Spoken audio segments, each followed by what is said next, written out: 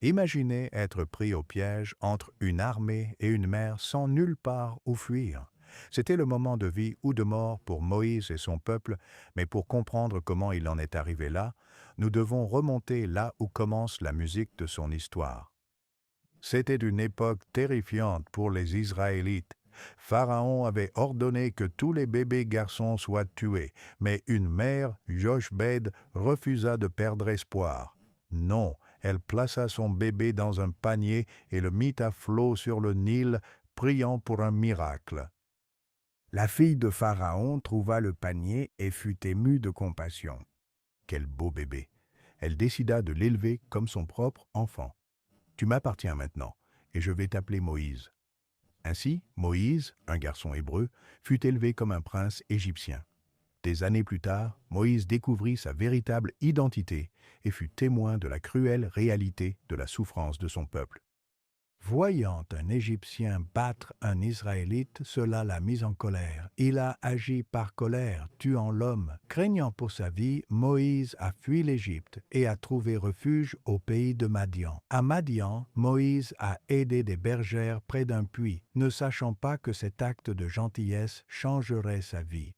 Une des femmes, Séphora, attira son attention, et elle était la fille d'un prêtre madianite, et bientôt ils se marièrent. Les années passèrent, et Moïse devint berger un jour. Alors qu'il guidait son troupeau, il vit quelque chose d'extraordinaire, un buisson ardent. Pourtant, il n'était pas consumé par les flammes. Puis, Moïse entendit une voix. Oui, sage, Moïse, j'ai vu la souffrance de mon peuple. Va voir Pharaon et dis-lui de laisser par terre mon peuple. Qui es-tu? Demanda Moïse.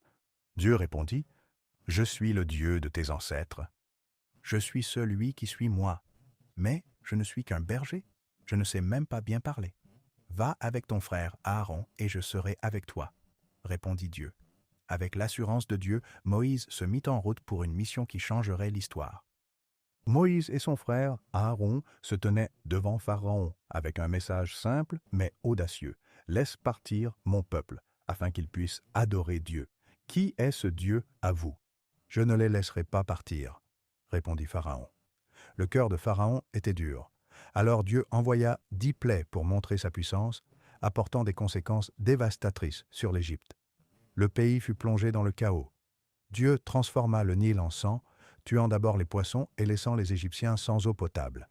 Puis des grenouilles envahirent chaque recoin de l'Égypte, même le palais de Pharaon. Ensuite vinrent les moucherons, petits mais implacables, envahissant partout et causant de la misère. Bientôt, des mouches remplirent l'air, envahissant les maisons, les palais, ajoutant aux tourments de l'Égypte. Après cela, le bétail périt, laissant l'économie de l'Égypte en ruine et son peuple dans le désespoir. Des furoncles douloureux apparurent sur la peau des Égyptiens, n'épargnant personne, des gens du commun jusqu'à Pharaon lui-même. De grandes tempêtes de grêle ont frappé la terre, écrasant les récoltes et les maisons, laissant la destruction sur leur passage. Les sauterelles ont dévoré ce qui restait, laissant l'Égypte stérile et meurtrie. Cassée pendant 3 jours, les ténèbres couvraient l'Égypte si épaisse que personne ne pouvait voir ou bouger. Le dernier fléau frappa les premiers-nés d'Égypte. Après le 10e fléau, le Pharaon vit la puissance de Dieu. Son peuple était dévasté et à contre-cœur, il ordonna aux Israélites de quitter l'Égypte. Les Israélites partirent rapidement. Rassemblant tout ce qu'ils possédaient, ils emportèrent avec eux les ossements de Joseph, accomplissant la promesse faite des générations auparavant. Mais alors que les Israélites partaient, le cœur de Pharaon s'endurcit à nouveau. Poussé par l'orgueil et la colère, il ordonna à ses soldats de les poursuivre, déterminé à les ramener et à affirmer son pouvoir une fois de plus. L'armée de Pharaon les poursuivait sans relâche, leurs chars traversant le désert à toute allure, les Israélites, avec la mer Rouge devant eux, et l'armée de Pharaon se rapprochant, craignaient le pire. Mais alors que l'armée égyptienne se rapprochait, Moïse leva son bâton haut, et avec une force puissante, les eaux de la mer Rouge se séparèrent. Les Israélites se précipitèrent sur le chemin dans la mer Rouge, leur cœur battant alors que les murs d'eau se dressaient de manière menaçante de chaque côté. Une fois que les Israélites furent en sécurité de l'autre côté, Moïse regarda les eaux de la mer Rouge se refermer.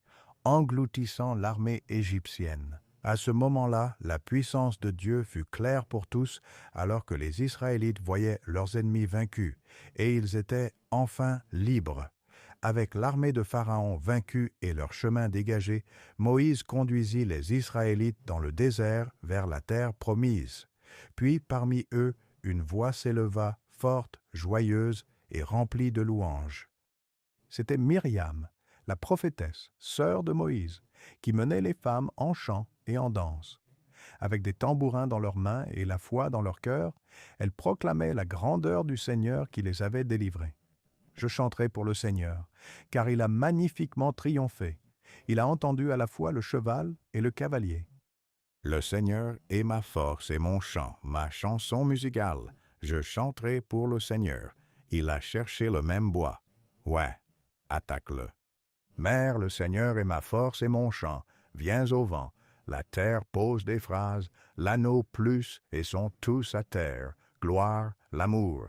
Je chanterai pour le Seigneur, car il a triomphé glorieusement. Il a à la fois cheval et C. Le Seigneur est ma force et mon C. Le Seigneur est ma force et mon chant. Le Seigneur est ma force et terre sèche de musique. Le voyage de Moïse était loin d'être terminé, mais son histoire était celle de la foi, du courage et de la délivrance. Un rappel que, avec la guidance de Dieu, la liberté et l'espoir sont toujours à portée de main. Si vous ne vous êtes pas encore abonné, n'oubliez pas de le faire. Cela nous aide vraiment à continuer à vous fournir des vidéos incroyables comme celle-ci.